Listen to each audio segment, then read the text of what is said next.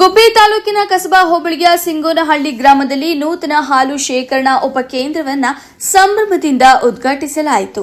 ಕಾರ್ಯಕ್ರಮಕ್ಕೆ ಆಗಮಿಸಿದ ತುಮುಲು ನಿರ್ದೇಶಕಿ ಭಾರತಿ ಶ್ರೀನಿವಾಸ್ ಅವರು ನೂತನ ಘಟಕಕ್ಕೆ ಚಾಲನೆ ನೀಡಿ ಹೈನುಗಾರರ ಹಿತದೃಷ್ಟಿಯಿಂದ ಮಾತನಾಡಿದರು.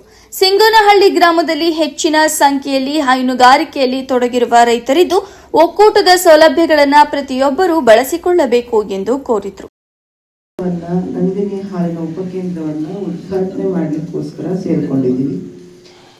ಇಲ್ಲಿ ಪ್ರೈವೇಟ್ ಡೈರಿಗಳು ನಡೀತಾ ಇರೋದು ನನ್ನ ಗಮನಕ್ಕೆ ಬಂದಿತ್ತು. ಬಹಳಷ್ಟು ದಿನಗಳಿಂದ ಡೈರಿ ಕೊಡಬೇಕು ಅಂತಿತ್ತು. ಯಾಕೆಂದ್ರೆ ಸಿಂಗೋನಹಳ್ಳಿ ದೊಡ್ಡ ಗ್ರಾಮ.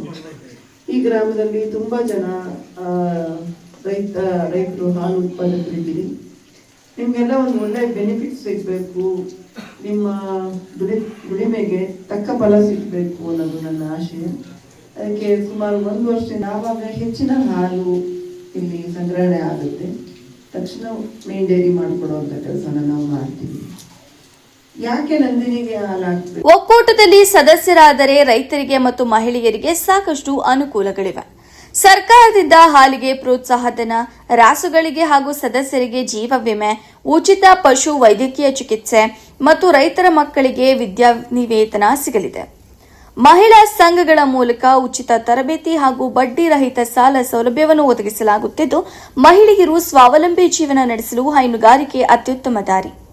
ಹಾಲು ಉತ್ಪಾದಕರಿಗೆ ಒಕ್ಕೂಟದಿಂದ ಸಿಗುವ ಪ್ರತಿಯೊಂದು ಯೋಜನೆ ಹಾಗೂ ಕಾರ್ಯಾಗಾರಗಳ ಬಗ್ಗೆ ರೈತರಿಗೆ ಸಂಪೂರ್ಣ ಮಾಹಿತಿ ನೀಡಲಾಯಿತು.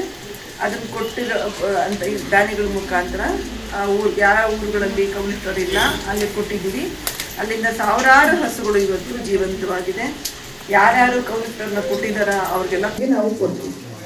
ಆಕಸ್ಮಿಕ ಅವರೇನಾದ್ರೂ ಷೇರುದಾರರು ಹಾಲು ಆಗ್ತಾ ಇದ್ದು ಮರಣ ಹೊಂದಿದ್ದಾರೆ, ಅವರಿಗೆ 50,000 ರೂಪಾಯಿ ನಾವು ಕೊಡ್ತೀವಿ.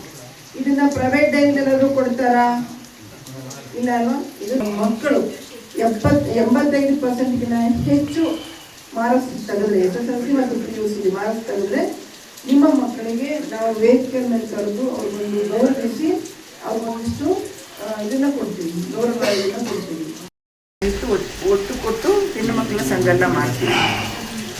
ಹೆಣ್ಮಕ್ಳ ಸಂಘ ಮಾಡೋದ್ರಿಂದ ಏನೇನು ಬೆನಿಫಿಟ್ ಇರುತ್ತೆ ಅಂದರೆ ನಿಮಗೆ 10 ಲಕ್ಷ ರೂಪಾಯಿನ ನಾವು ಕೊಡ್ತೀವಿ. ಸಂಘಕ್ಕೆ ಬಡ್ಡಿ ರಹಿತವಾಗಿ ಕೊಡ್ತೀವಿ. ಅದರಲ್ಲಿ ಫಸ್ಟು 13 ಜನ ಕೊಡ್ತೀವಿ. ಆಮೇಲೆ ಅವ್ರಿಗೆ ಟ್ರೈನಿಂಗ್ ಕೊಡ್ತೀವಿ, ವರ್ಕ್ಶಾಪ್ಸ್ ಮಾಡಿಸ್ತೀವಿ. ಅವ್ರಿಗೆ ಅವರ ಆರೋಗ್ಯ, ಹೆಣ್ಣು ಮಕ್ಕಳು ಅವ್ರ ಸ್ವಂತದ ಆರೋಗ್ಯನ, ಅವ್ರ ಕುಟುಂಬದ ಆರೋಗ್ಯನ, ಅವರ ರಾಸುಗಳ ಆರೋಗ್ಯನ ಹೆಂಗೆ ಕಾಪಾಡಬೇಕು, ಅವ್ರಿಗೆ ಹಾಲಿನ ಗುಣಮಟ್ಟವನ್ನು ಹೆಂಗೆ ಕೊಡಬೇಕು, ಹಸುಗಳನ್ನ ಯಾವ ರೀತಿ ಸಾಕಬೇಕು, ಇದೆಲ್ಲ ಅವ್ರಿಗೆ ಟ್ರೈನಿಂಗ್ ಮಾಡ್ತೀವಿ. ಈ ಸಂದರ್ಭದಲ್ಲಿ ತುಮುಲ್ನ ಹಿರಿಯ ಅಧಿಕಾರಿಗಳು, ಗ್ರಾಮದ ಪ್ರಮುಖ ಮುಖಂಡರು ಹಾಗೂ ಹಾಲು ಉತ್ಪಾದಕರು, ರೈತರು ಹೆಚ್ಚಿನ ಸಂಖ್ಯೆಯಲ್ಲಿ ಉಪಸ್ಥಿತರಿದ್ದರು. ವರದಿ ಮಂಜುನಾಥ್, ಗುಬ್ಬಿ.